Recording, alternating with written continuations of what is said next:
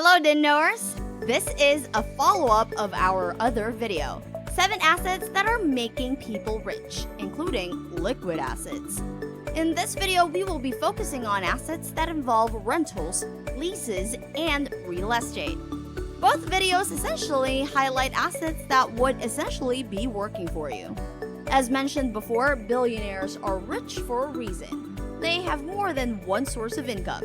A third of them will tell you that they have at least 5 revenue-generating assets.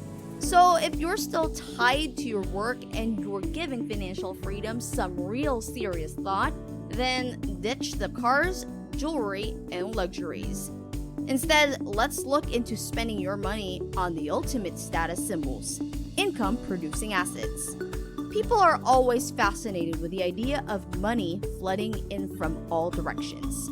Sure, working your way towards a really high-paying salary is one way too, but transforming yourself into a business mogul with money flowing in from all your different successful ventures could be pretty awesome, right? Well, some call it winning the money game.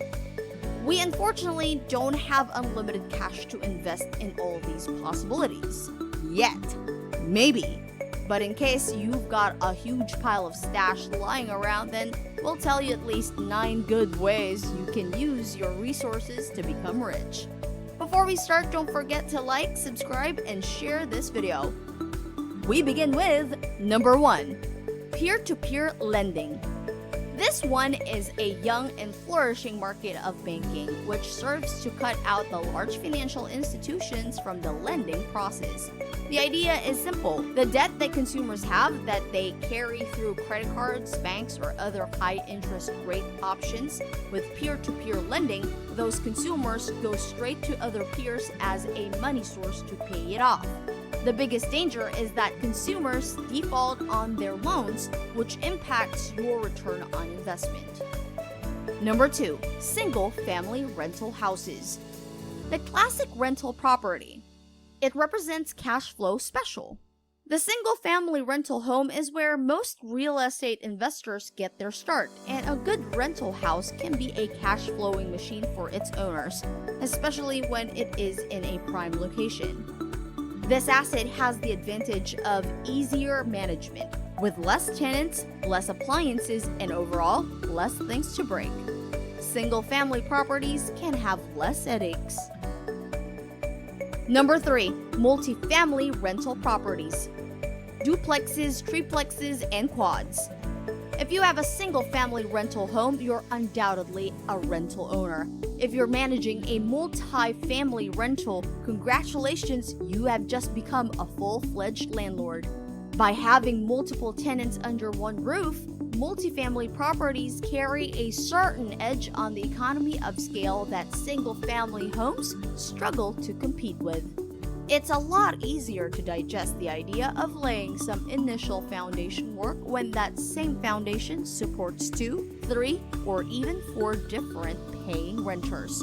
One, the same piece of land. Of course, like any investment, multifamily properties have their disadvantages too. For one, they are fewer in number, and most of the buyers interested are other investors, which can make finding a good deal much more difficult. They also carry more financial risk, as they usually cost more money, require larger initial capital outlays, and you're more exposed to location-related security issues when you have multiple rentals at one address, rather than spread across several locations. Number 4, Tycoon Status, apartment buildings. Now we're getting to big shot mogul territory. A $20 increase in rent apparently doesn't make much of a difference with managing a few rentals. But now let's say you're managing a 12-unit apartment building. That same $20 increase in monthly rental creates nearly $3,000 in additional annual revenue. With large apartment buildings, small changes to operational procedures can create big changes to the bottom line, and a smart manager can leverage this scale to create a hefty cash-flowing machine. Number 5, Slumlord Status, trailer parks. Trailer parks typically come in 2 management structures. 1. Parks own the land plus the mobile homes, and owners receive a combined rental payment for the whole package, similar to an apartment complex. This investment can be a source of concern due to safety issues to other trailees of becoming a liability if some illegal activity is going on. This makes investors nervous. Number 2. This one is a preferred setup, a more common trailer park setup. Park investors own the land, and the tenants own the actual mobile homes while paying monthly rent for their trailer's lot. This obviously transfers the risk of property damage to the owner, and the lot rentals still offer really attractive rates compared to other real estate options. With the ability to fit in so many lots on a single property, rental prices per lot are relatively less compared to the overall value, which lets you adopt the property manager approach. You supply a free lot to an on-site property manager and let them handle the bulk of the work, turning this potential headache into a surprisingly passive income-producing asset. Number 6. Short-term rentals.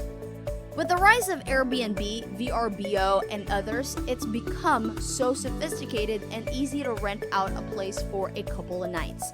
Some owners find it more profitable to rent out their property to a lot of different people over a short time, rather than the typical rental arrangement of single tenant for a long time.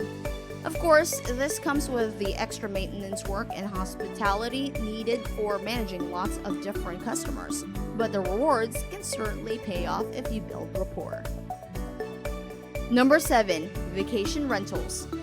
This is the ideal life, owning a dream retreat and getting someone else to foot the bill.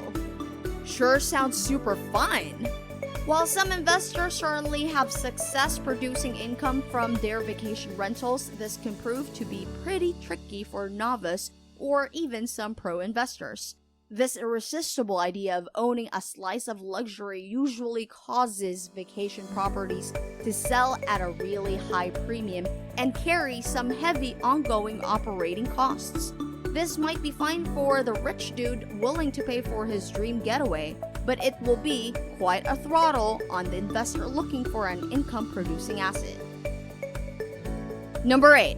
Real Estate Investment Trusts, or REITs.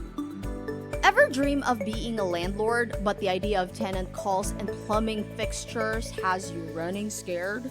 Enter REITs, the stocks of the real estate world. These are companies which own, invest in, or manage income-generating real estate properties. They trade on the stock exchange, and you can purchase them just like you would share of any other company. By law, REITs have to distribute over 90% of their earnings to shareholders, which can lead to some seriously high dividend rates. Yet, one has to be careful though. A high-yielding REITs tend to be extremely volatile.